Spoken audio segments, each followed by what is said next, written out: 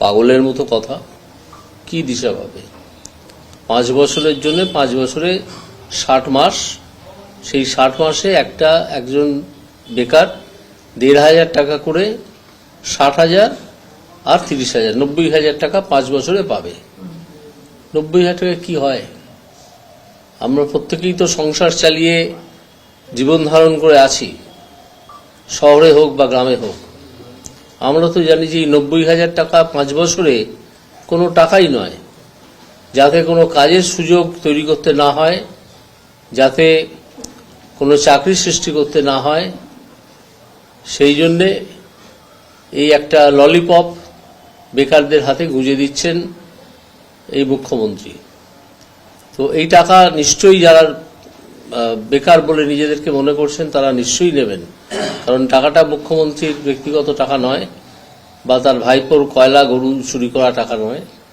এই টাকা তারা নিশ্চয়ই নেবেন, কিন্তু আমরা আশা করব বা আমরা আবেদন করব যে টাকাটা নিন, কিন্তু ভোট ওদেরকে দেবেন না। তারা এখন কোনো প্রশ্নেরই উত্তর দিতে পারে না, উত্তর দিতে গেলে গালমন্দ করে, যে কোনো দলকে। এখন একটা নতুন উপসর্গ দেখা গেছে যে তারা নিজেদের মধ্যে মারামারি করে নিজেরাই মরে। এটা হয়তো তাদের ধর্ম। তবে আমরা বলতে চাই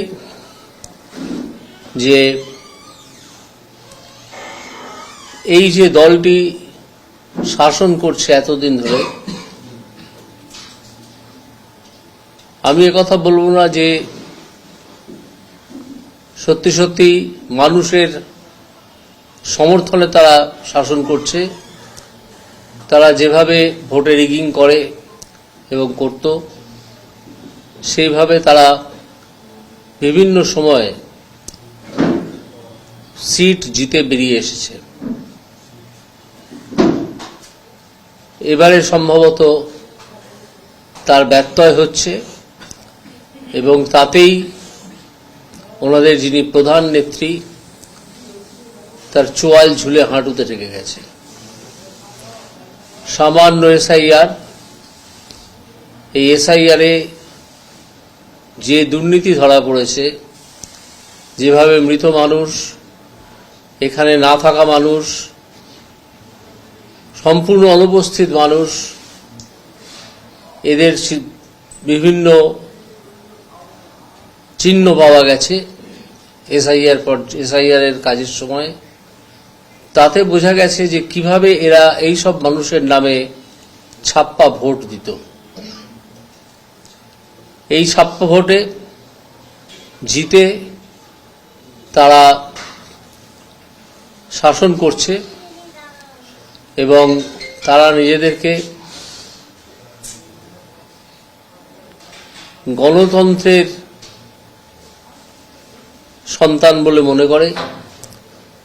কিন্তু আমরা যা দেখতে পেয়েছি, আমাদের যে অভিজ্ঞতা, তাতে পরিষ্কার বোঝা যাচ্ছে যে যদি প্রকৃত গণতান্ত্রিকভাবে নির্বাচন হতো এর আগে, তাহলে অনেক আগেই এই রাজ্য থেকে এবং এই কলকাতা পুরসভা থেকে এবং আরো অন্যান্য পুরসভা থেকে, পঞ্চায়েত থেকে তারা সরে যেত।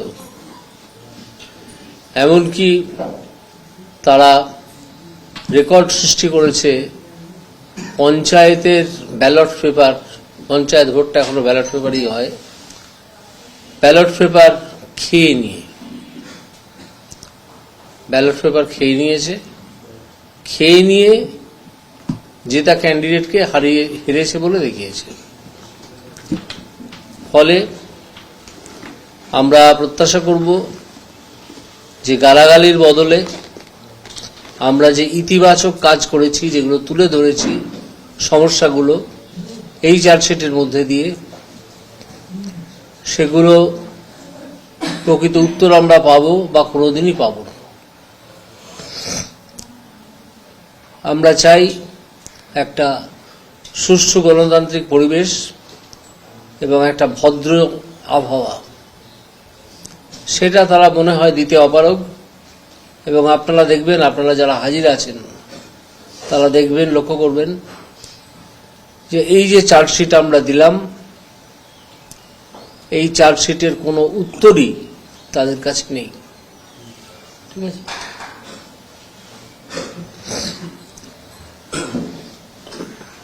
আপনাদের কোনো কোয়েশ্চেন থাকলে সেটা করতে পারেন, তারপর আমরা চার্জশিটগুলো পাবলিশ করব। আচ্ছা স্যার, এই জল, আলু, বিদ্যুৎ এগুলো তো মূলত কর্পোরেশন বা পৌরসভা ভিত্তিক ইস্যু, কিন্তু এটা তো বিধানসভা নির্বাচন।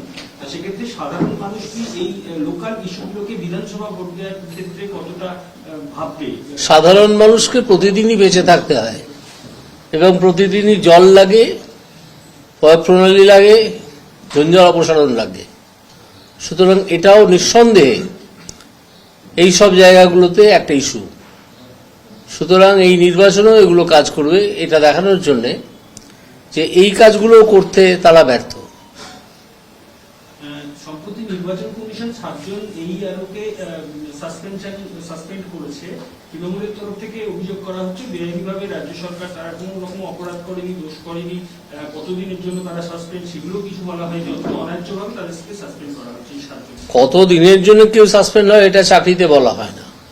যতদিন তাদের ডিসিপ্লিনারি প্রসিডিং চলবে ততদিন তারা সাসপেন্ড থাকবে। আর যে সময়টা সাসপেন্ড থাকবে সেই সময় তো তারা সাবসিস্টেন্স অ্যালাউয়েন্স পায়। তদন্ত চলবে, তারা যে অপরাধ করেছে এই ইলেকটোরাল রোল তৈরির নামে, তার জন্য ইলেকশন কমিশন সঠিকভাবেই আমাদের মনে হয়েছে যে তাদেরকে সাসপেন্ড করেছে। এই সাসপেন্ডেড যারা ইআরও তারা বলছেন যে আধিকারিকদের নির্দেশই করেছি, যা করেছি ঠিক করেছি।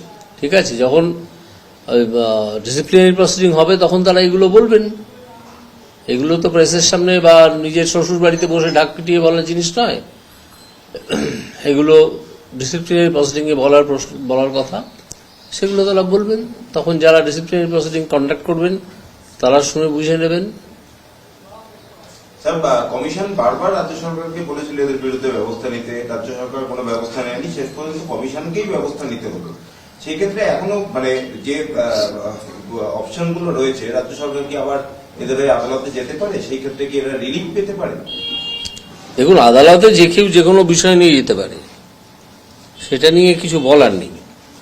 কিন্তু রিলিফ পাওয়া এইসব মামলায় এখনই মুশকিল, কারণ ইলেকশন কমিশনের সম্পূর্ণ ক্ষমতা আছে এদেরকে সাসপেন্ড করার, এবং সেই অনুযায়ী তারা সাসপেন্ড করেছে।